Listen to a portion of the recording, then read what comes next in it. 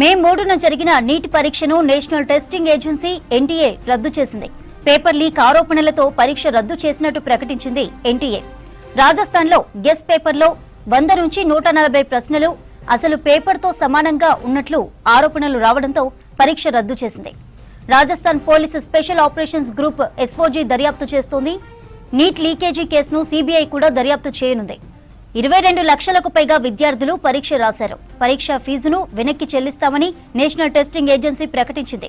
తదుపరి పరీక్ష రాసే వారికి ఎలాంటి ఫీజు చెల్లించాల్సిన అవసరం లేదని స్పష్టం చేసింది. త్వరలోనే నీట్ రీషెడ్యూల్ ఇస్తామని ప్రకటించింది ఎన్టీఏ. నీట్ లీకేజీలపై రాజస్థాన్ సికార్ నుంచి అక్రమాల ఆరోపణలు వెల్లువెత్తాయి. పరీక్షకు ఒక రోజు ముందే సోషల్ మీడియాలో ప్రైవేటు నెట్వర్క్స్ లో గెస్ పేపర్ సర్క్యులేట్ అయినట్టుగా తెలుస్తోంది. గెస్ పేపర్లోని ప్రశ్నలు అసలు పరీక్షా పత్రంతో దాదాపుగా సరిపోలడం దేశవ్యాప్తంగా సంచలనం సృష్టించింది. ఈ వ్యవహారంపై రాజస్థాన్ పోలీసులు వెంటనే విచారణ చేశారు. సికార్లోని ఉద్యోగనగర్ పోలీస్ స్టేషన్లో అందిన ఫిర్యాదుల మేరకు రాజస్థాన్ డీజీపీ ఆదేశాలతో special operations group, anti terrorism squad teams రంగంలోకి దిగాయి. మే 3న ఎగ్జామ్ అయితే మే 2న రాత్రే బయాలజీ, కెమిస్ట్రీకి సంబంధించిన 100కు పైగా ప్రశ్నలు లీక్ అయినట్టు తెలుస్తోంది. లీక్ అయిన ప్రశ్నలతో అసలు పేపర్లోని ప్రశ్నలు సరిపోలాయని పోలీసులు తేల్చారు.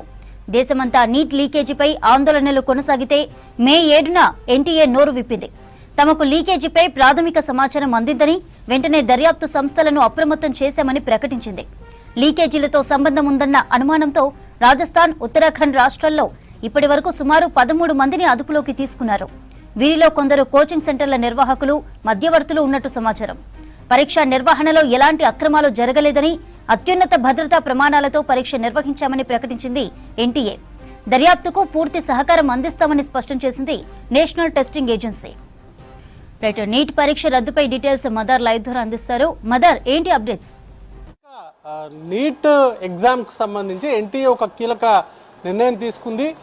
మే 3వ తారీఖున జరిగినటువంటి పరీక్షను రద్దు చేస్తున్నట్లుగా ప్రకటించడంతో పాటు సిబిఐతో విచారణ, లీకేజ్కి సంబంధించినటువంటి ఆరోపణలు ఉన్న నేపథ్యంలో దానిపైన సిబిఐతో విచారణ జరిపిస్తామంటూ కూడా ప్రకటించింది. కేంద్రం కూడా సిబిఐ విచారణకు అంగీకారం తెలిపినట్టుగా కొద్దిసేపటి క్రితమే అఫీషియల్గా వాళ్ళు అనౌన్స్ చేశారు. నెక్స్ట్ డేట్ ఆఫ్ ఎగ్జామ్స్కి సంబంధించి త్వరలోనే షెడ్యూల్ అంతా కూడా విడుదల చేస్తాం. విద్యార్థులు ఎవరు కూడా ఫీజులు తిరిగి చెల్లించాల్సిన అవసరం లేదు, వారందరికీ కూడా ఫీజులు రీఫండ్ చేస్తామనేటువంటి హామీ ఇవ్వడంతో పాటు ఇంటర్నల్ సోర్స్, వారికి ఉన్నటువంటి రిసోర్సెస్ నుంచి ఎగ్జామ్స్ని కండక్ట్ చేస్తామంటూ కూడా తెలిపింది. మే 3వ తారీఖున పరీక్ష జరిగితే మే 1వ తారీఖు అర్ధరాత్రి నుంచే గెస్ పేపర్ పేరుతోటి కొన్ని క్వశ్చన్ పేపర్స్ అనేది కూడా సర్క్యులేట్ అయింది. ఆ సర్క్యులేట్ అయినటువంటి దాంట్లో నుంచి 100 నుంచి 150 క్వశ్చన్ల వరకు కూడా అసలైనటువంటి పేపర్ తోటి, అంటే మే 3వ తారీఖున ఏదైతే క్వశ్చన్ పేపర్ ఇచ్చారో ఆ పేపర్లో ఉన్నటువంటి క్వశ్చన్స్ తోటి ఈ క్వశ్చన్స్ అనేది కూడా సరితూలడం అనేది ఇప్పుడు ప్రధానంగా చర్చనీయాంశమైంది. వాటికి సంబంధించి మే 1వ తారీఖు అర్ధరాత్రి నుంచి చాలా వాట్సాప్ గ్రూపుల్లో కావచ్చు, లేకపోతే టెలిగ్రామ్ గ్రూపుల్లో ఇదంతా కూడా సర్క్యులేట్ అయింది. అది కూడా ఫార్వర్డెడ్ మినీ అనేటువంటి దాంతో రావడంతో ఇప్పటికే రాజస్థాన్లో కొన్ని సోదాలు నిర్వహించారు, ఉత్తరాఖండ్లో సోదాలు నిర్వహించారు. ఒక్కొక్క దగ్గర నుంచి సుమారు క్వశ్చన్ పేపర్ అమ్మకాల నుంచి ఒక్కొక్కరి దగ్గర నుంచి 5 లక్షల వరకు కూడా వసూలు చేశారనేది ప్రధానంగా ఆరోపణ ఉంది. మొత్తంగా ఈ వ్యవహారంలో కోచింగ్ సెంటర్లకు సంబంధించి అలాగే కొంతమంది మధ్యవర్తుల ప్రమేయం ఉన్నట్లుగా అనుమానాలు ఉన్నాయి. దాంతో ఒక 13 మందిని అరెస్ట్ చేశారు. ఇక ఎగ్జామ్కు సంబంధించి రద్దు చేయడంతో పాటు రీ ఎగ్జామినేషన్ అనేది కూడా పెడతామంటూ కూడా ప్రకటించింది. అయితే ఇప్పుడేనే కాదు, గతంలో కూడా ఎన్టీఏకి సంబంధించినటువంటి వ్యవహార శైలిపైన అనేక ఆరోపణలు ఉన్నాయి.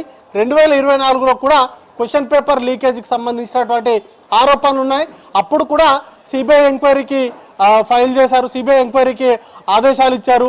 దానికంటే ముందు సుప్రీంకోర్టులో దానిపైన వాదనలు జరిగాయి. ఒకే సెంటర్లో చాలా మంది అభ్యర్థులకు హైయెస్ట్ మార్క్స్ అనేది రావడం అప్పుడు చర్చనీయాంశంగా మారినటువంటి అంశం.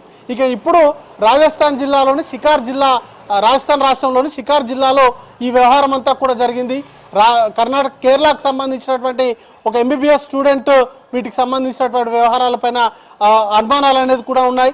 ఇక క్వశ్చన్స్కు సంబంధించి కూడా ఆల్మోస్ట్ యూట్యూబ్లో క్వశ్చన్స్కు ఇవే నెక్స్ట్ నీట్లో రాబోతా ఉన్నాయి, వీటికి ప్రిపేర్ కండి అంటూ కూడా కొన్ని వీడియోస్ కూడా పబ్లిష్ అవ్వడం, అవన్నీ కూడా కలకలం సృష్టించినటువంటి పరిస్థితి ఉంది.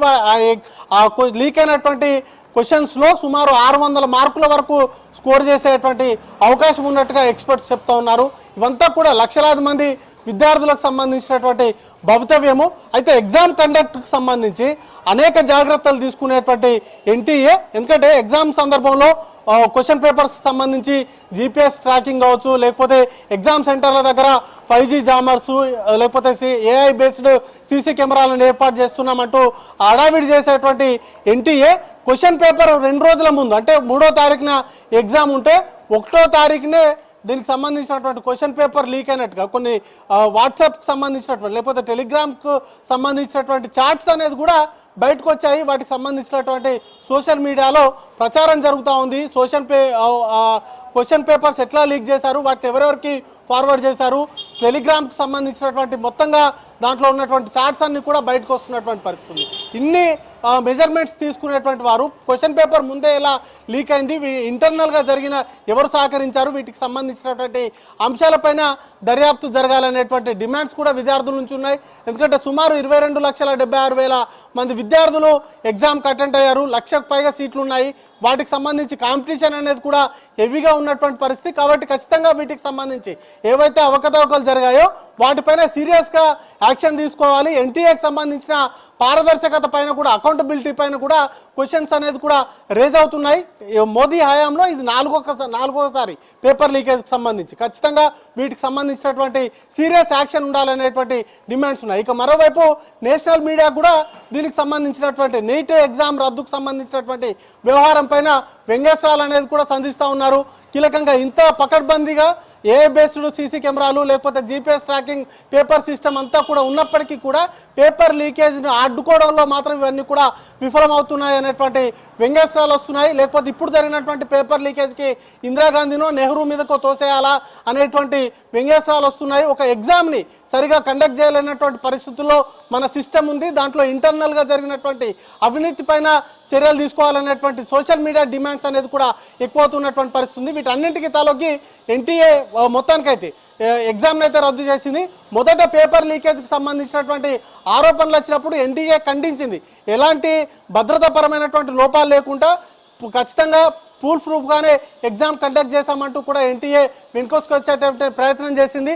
కేవలం ఆ క్వశ్చన్ పేపర్ గెస్ పేపర్ అనేది యాదృచ్ఛికం అనేటువంటి సమాధానాన్ని కూడా ఇచ్చింది. కానీ ఇంటర్నల్గా జరిగినటువంటి విచారణ కావచ్చు, లేకపోతే రాజస్థాన్కు సంబంధించినటువంటి SOG చేసినటువంటి విచారణలో పేపర్ లీకేజ్కి సంబంధించినటువంటి వాటిపైన వచ్చినటువంటి ఇన్పుట్స్ ఆధారంగానే ఎగ్జామ్ను అయితే ప్రస్తుతానికి రద్దు చేసింది. ఎగ్జామ్కి సంబంధించినటువంటి షెడ్యూల్ను కూడా త్వరలోనే ఇస్తామని ప్రకటించినప్పటికీ కూడా లక్షలాది మంది విద్యార్థులకు సంబంధించినటువంటి భవితవ్యం పైన ఆధారపడి ఉన్నటువంటి ఎగ్జామ్ కాబట్టి ఖచ్చితంగా ఎన్టీఏకి సంబంధించినటువంటి అకౌంటబిలిటీని క్వశ్చనింగ్ అనేది కూడా రేజ్ అవుతుంది. నెక్స్ట్ టైం జరిగేటువంటి ఎగ్జామ్నైనా కరెక్ట్గా కండక్ట్ చేస్తారా అనేటువంటి సెటైర్లు కూడా సోషల్ మీడియాలో పేలుతా ఉన్నటువంటి పరిస్థితి ఉంది. చంద్రిక.